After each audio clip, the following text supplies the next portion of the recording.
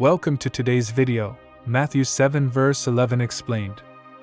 If you then, being evil, know how to give good gifts unto your children, how much more shall your Father which is in heaven give good things to them that ask him?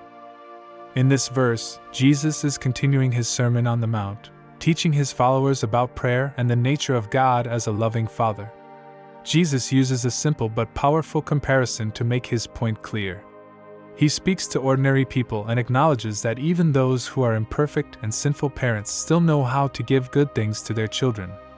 If a child asks for bread or fish, any loving parent will do their best to meet that need, even though they themselves are far from perfect. Jesus calls attention to the natural love and care parents have for their children. Even though people make mistakes, struggle with selfishness, and have faults, they still have the basic instinct to care for and provide for their children. This parental love is an echo, a small reflection, of the perfect love God has for his children. The key lesson here is the contrast between human goodness and the perfect goodness of God. If imperfect people can act with kindness and generosity, then God, who is completely good, pure, and loving, is infinitely more generous and attentive to our needs. Jesus wants us to see God not as distant or unwilling to help, but as a Father who is eager to bless and provide for those who come to him with their requests.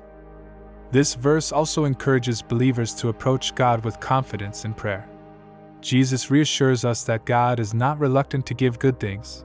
Instead, he delights in giving what is truly good and beneficial for us. Sometimes, what we ask for in prayer may not be what is best for us, but God, in his perfect wisdom and love, knows exactly what we need. He gives not just anything we ask for, but what is truly good for us, even when it differs from our own desires. Matthew 7 verse 11 also challenges us to reflect on the nature of our relationship with God.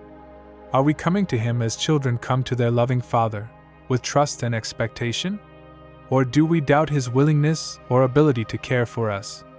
Jesus invites us to have childlike faith, to believe that God's heart is always open to us, and that he is more than able and willing to give us every good thing we need. Finally, this verse is a call to deeper trust.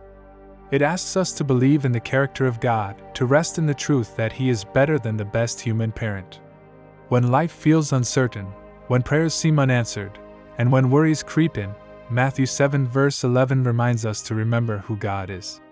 He knows, he cares, and he gives generously to his children.